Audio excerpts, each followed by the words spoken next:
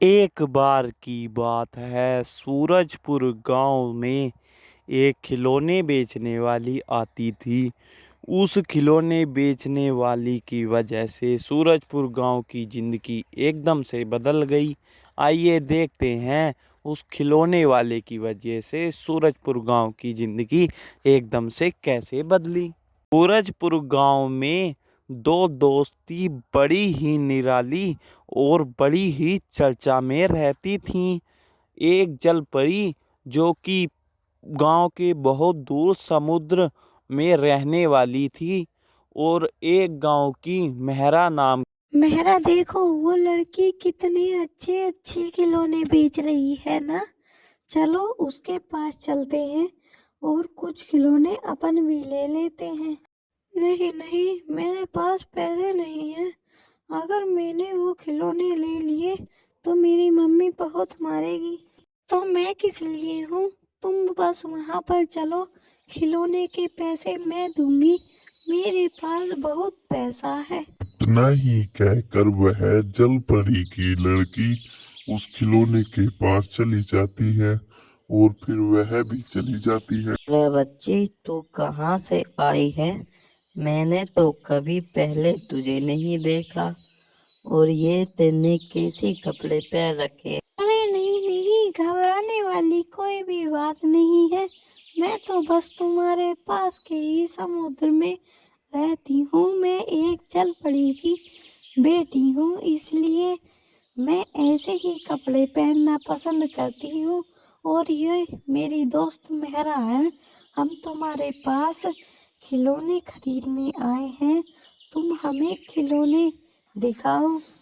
वह लड़की उन दोनों को खिलौने दे देती है और वह खिलौने को देखकर बहुत ही ज्यादा खुश हो जाती है। ये लो खिलौने, तुमने तो मेरे सारे खिलौने ही खरीद लिए। आज तक तुम्हारे जैसे बच्चे मेरे पास खिलौने खरीदने नहीं आए। तुमने तो मुझे बहुत अच्छे पैसे भी दे दिए हैं, इसलिए मैं तुम जैसे बच्चों से बहुत ही ज़्यादा खुश रहती हूँ। तुम और किसी दिन भी आना। हाँ हाँ, क्यों नहीं आएंगे। आपके खिलौने जो इतने अच्छे हैं, तुम हमारे लिए रोजाना ऐसे अच्छे अच्छे खिलौने लाया करो। मैं और मेरी जल परी की दोस्त यहाँ रोज खिलौने खरीदने आया करेंगे, और हम गांव में जाकर दूसरे बच्चों को भी बताएंगे। गांव के बाहर वाली झोपड़ी में एक आंटी खिलौने बेचती है, वह बहुत अच्छे अच्छे खिलौने रखती है।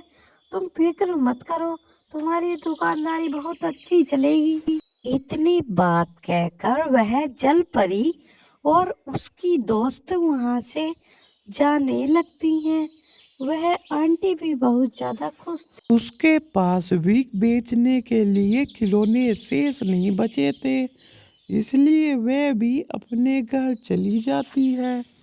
जल परी की लड़की और मेहरा आराम से उस खिलौनों से खेल रही थी, और वह कहती है, देख रही हो मेहरा, तुम तो अब बेवजह ही डर रही थी, और हमने खिलौने भी ले लिए, और हम इन खिलौनों से आराम से रोजाना यहाँ आकर खेला करेंगे।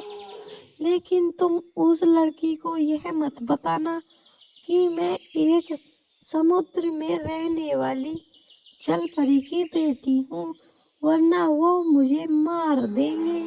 वह लड़की आराम आराम से आ रही थी और उनकी बातें चुपके चुपके सुन रही थी। लेकिन तभी वह लड़की उनके नजदीक आ जाती है और मेहरा कहती है,